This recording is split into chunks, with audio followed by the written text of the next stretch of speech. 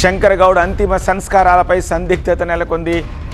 ఎటు తేలలేదు. అంత్యక్రియలకు సంబంధించిన ఏర్పాట్లు జరగలేదు. శంకర్ గౌడ్ ఇంటి ముందు కార్మికులు నిరసన వ్యక్తం చేస్తున్నారు. కార్మికులకు మద్దతుగా ధర్నాలో పాల్గొన్నారు మాజీ మంత్రి సత్యవతి రాథోడ్, మాజీ ఎమ్మెల్యే గండ్ర వెంకటరమణారెడ్డి.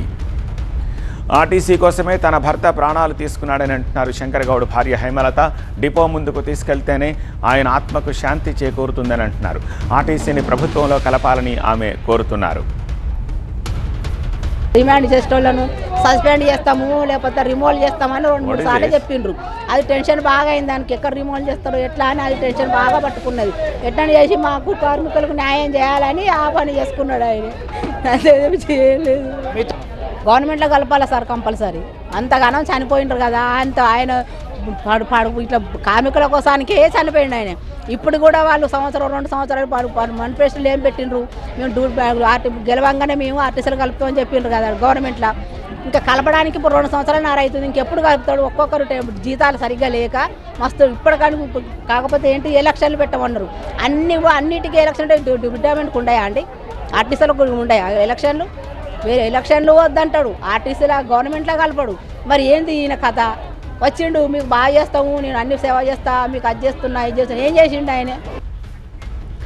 తమ తండ్రి కార్మికుల డిమాండ్ల సాధన కోసమే పనిచేశారని అంటున్నారు శంకర్ గౌడ్ కూతురు శాలిని. తమ కుటుంబానికి న్యాయం చేయాలని ఆమె కోరుతున్నారు. మాకైతే మా అమ్మకు మా తమ్మునికి న్యాయం జరగాలి. గవర్నమెంట్ వాళ్ళు ఏం చేస్తారో కానీ మాకైతే న్యాయం కావాలి. నాన్న మాతో ఎప్పుడు మంచిగానే ఉంటాడు, మా అమ్మనైతే మంచిగానే చూసుకుంటాడు. మా ఇంట్లో ఏ గొడవ కూడా ఉండదు. ఆయన కార్మికుల కోసమే చేసిండు ఇదంతా, మా కోసం చేయలే. మేము గుర్తుకు రాలేమా నాన్నకు. మీరంతా ఏం డిమాండ్ చేస్తారు? వాళ్ళకి న్యాయం జరగాలి. ఇప్పుడు ఇంత చేసి వాళ్ళకి న్యాయం జరగాలి, మాకు కూడా న్యాయం జరగాలి. గవర్నమెంట్ ఏం చేస్తారో చేయాలంతే. లేటెస్ట్ అప్డేట్స్ అందించేందుకు మా ప్రతినిధి పెద్దీష్ ప్రస్తుతం ముత్తూజీపేట శంకర్ గౌడ్ నివాసం దగ్గర నుంచి లైవ్లో సిద్ధంగా ఉన్నారు. పెద్దీష్, ఏం జరుగుతోంది? కుటుంబీకులు ఏమంటున్నారు? పోలీసులు ఏం చెప్తున్నారు? ఆర్టీసీ కార్మిక సంఘాలు ఇప్పుడు నెక్స్ట్ కార్యాచరణను ఎటు తీసుకెళ్లాలనుకుంటున్నాయి? వాళ్ళు ఏం చెప్తున్నారు?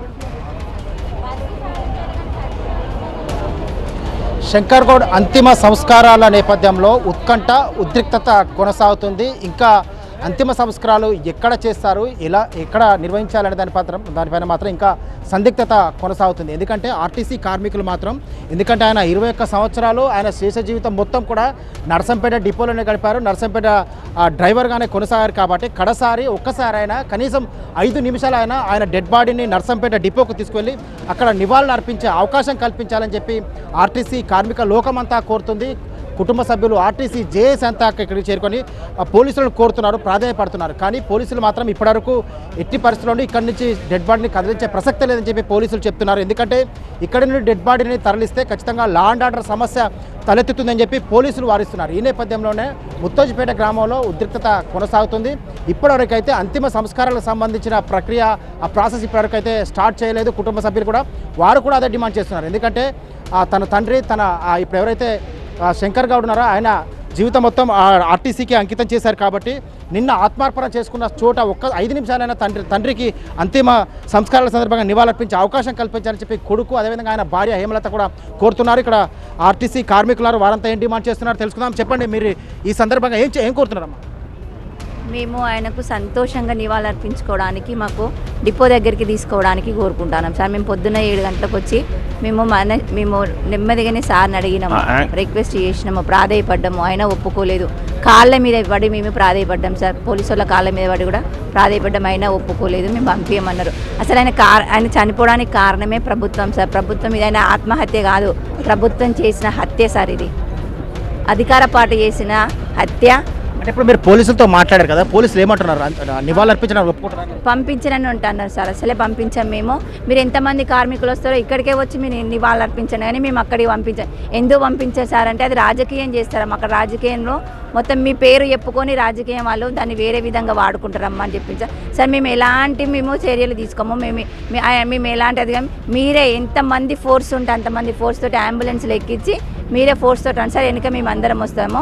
ఒక 10 నిమిషాలు అంబులెన్స్లో మేము బాడీ కూడా దించాం సార్. ఒక 10 నిమిషాలు ఆయన ఇన్ని సంవత్సరాలు చేసిండు సార్. ఆ డిపోలను పట్టుకొని ఉన్నాడు కాబట్టి ఆయన ఆఖరి కోరిక కుటుంబ సభ్యుల కోరిక, ఊరి ప్రజల కోరిక కోసం మేము అక్కడ తీసుకుపోతాను అంటున్నాం సార్. అని మేము ఎంత ప్రాధేయపడ్డా ఒప్పుకోలేదు సార్. మీ ఆయన కూడా ఒక 3 గంటలు రోడ్డు మీద మేము కూర్చొని ప్రాధేయపడ్డాం సార్. మేము ప్రశాంతంగా చేసుకున్నాం, వాళ్ళు అన్నట్టే మేము ప్రశాంతంగా చేసుకుంటే వాళ్ళు దౌర్జన్యం చేసింది సార్. దౌర్జన్యం చేసినా కూడా మేము దాన్ని ఏమని చేయలేము. సో ఆర్టీసీ కార్మికులు అయితే అంతా అదే కోరుతున్నారు. శంకర్ గౌడ్ ఆత్మకు శాంతి చేకూరాలంటే కడసారి ఆయనకు నివాళులర్పించడం కోసం ఆర్టీసీ డిపో వద్దకు తీసుకువెళ్ళే చివరి అవకాశం కల్పించాలని కోరుతున్నారు. కానీ అక్కడికి తీసుకువెళ్ళినట్లయితే అక్కడ లాండ్ ఆర్డర్ సమస్య తలెత్తుంది, అల్లర్లు అంటే గొడవలు జరిగే అవకాశం ఉందని చెప్పి పోలీసులు చెప్తున్నారు. ఈ నేపథ్యంలో అక్కడ నర్సంపేట బస్టాండ్ పరిసర ప్రాంతాల్లో కూడా పోలీసులు మోహరించున్నారు. ఇక్కడ వారిని అక్కడ అరెస్ట్ చేస్తున్నారు. ఇక్కడికి వస్తున్నటువంటి టీఆర్ఎస్ పార్టీ నాయకులను కూడా ఇక్కడికి చేరి నివాళులర్పించినటువంటి నాయకులు అరెస్ట్ చేశారు. మార్గ మధ్యలో కొందరు అరెస్ట్ చేశారు, కొందరిని హౌస్ అరెస్ట్ చేశారు. సో ఎక్కడ వారు అక్కడ అరెస్ట్ చేయడంతో పాటు ఇక్కడికి ఎవరిని రాకుండా కట్టడి చేస్తున్నారు. ఇంకోవైపు సందిగ్ధత కొనసాగుతుంది. అంత్యక్రియలకు సంబంధించిన ప్రాసెస్ మాత్రం ఇప్పటికైతే స్టార్ట్ కాలేదు. ఖచ్చితంగా నివాళులు అర్పించడానికి అవకాశం కల్పించాలి, నర్సంపేట డిపో తీసుకెళ్లాలనేది ప్రధాన డిమాండ్ అయితే కొనసాగుతుంది. ఆల్రైట్ ప్రదేశ్.